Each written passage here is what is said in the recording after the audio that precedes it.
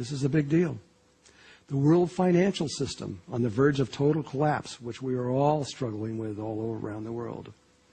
Disease on a global scale, such as AIDS and the H5 virus and many other deadly diseases threatening world pandemics. And about 46 wars globally occurring at this very moment, not just Iraq and Iran Iraq and Afghanistan. There are other wars going on all over the world. And over 2 billion people living on less than $2 a day, with 25,000 children starving to death each and every day we live. And a human population expanding to the point of destroying all life on Earth simply by us existing. I could go on, but your heart knows of what I'm speaking about. The times we live within are precarious, to say the least, for our dear planet and for all life that lives upon her.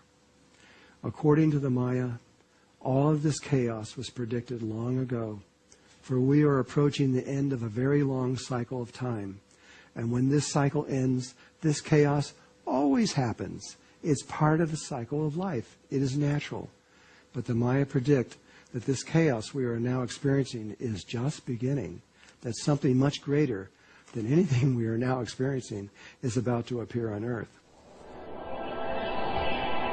And please understand, the prophecies that are about to be revealed are not just fantasies predicted by the Mayan calendar, for what I'm about to disclose from the Maya is backed up by hardcore modern science, as we will soon show.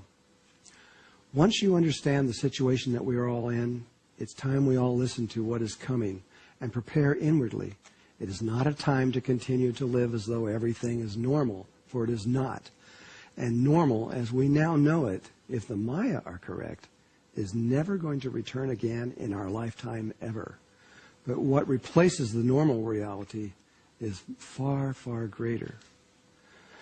So is it the end of modern civilization that so many people believe to be true from the study of the Mayan calendar, which predicts massive global earth changes in 2012? This is exactly what the head of the Mayan nation, Don Alejandro, wants you to understand. Yes, there probably will be earth changes according to the Maya, but there is something else far more important, extremely beautiful and positive, that no one is talking about and most of science is unaware of, and it is this other positive aspect that the Mayans and I want you to be aware of.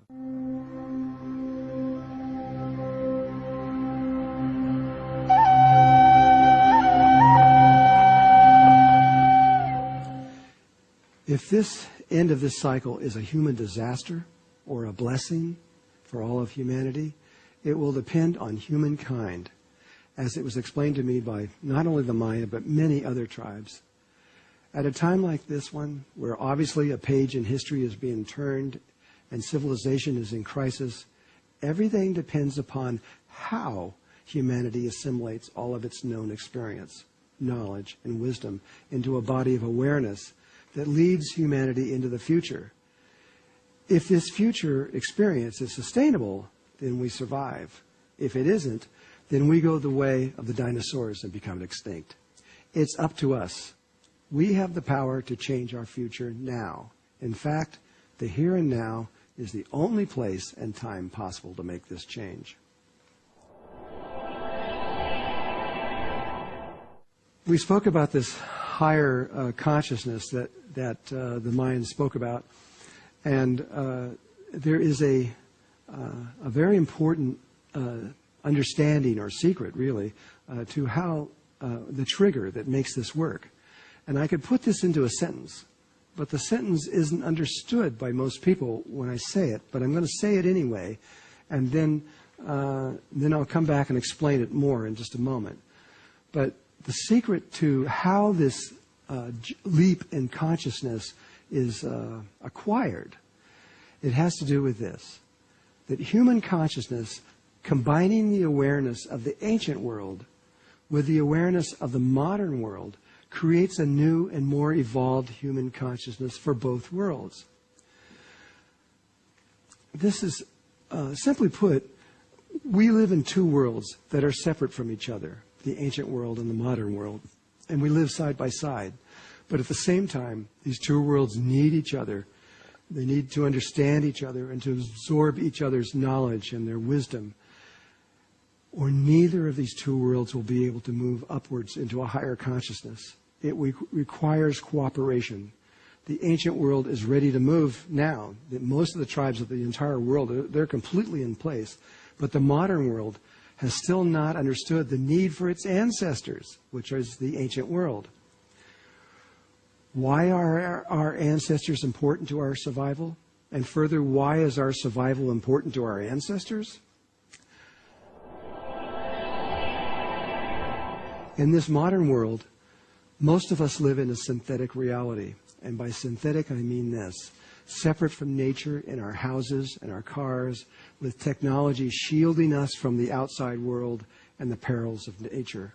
And because of our pride of technological achievements, we can't imagine why an indigenous person with his or her feet in the dirt and barely able to feed themselves could possibly have any kind of effect upon this modern world, except as an annoyance.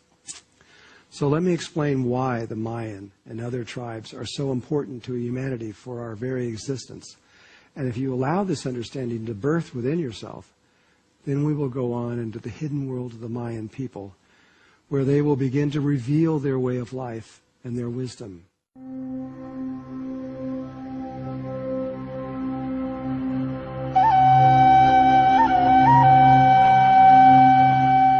Looking into nature and the universe, we see that the human body and all known life forms, including planets and suns and all of their relationship of the outer reality, contain a mathematical series of numbers called the Fibonacci sequence. Our human body actually contains these numbers in billions of places, for every cell contains them, not to mention the vast majority of our body proportions do also. Now, to understand exactly why the ancient world is crucial for the modern world to combine with, to combine our knowledge, our wisdom, and everything together, I'm going to talk about sacred geometry. I'm going to use that to be able to explain to you why this is so. Well, the golden mean is a proportion. You can take any line, no matter how long it is, and cut it in a magical place, which makes the golden mean. One part of it will be 1, if you measured that, and the other part will be 1.6180339, which is a number that goes on for infinity. It never ends. And so it's a proportion. And you can see this proportion not only in planets and stars and suns and moons, you can see it in your own body. If you take your hand, for example, and you look at your joints, of your bones, if you divide this length into this length right here, the phi ratio appears, 1.6180339. If you then take that bone and divide into this bone, the phi ratio appears again, and this bone into this bone. You can do it through all of your hand. You can do it through your feet.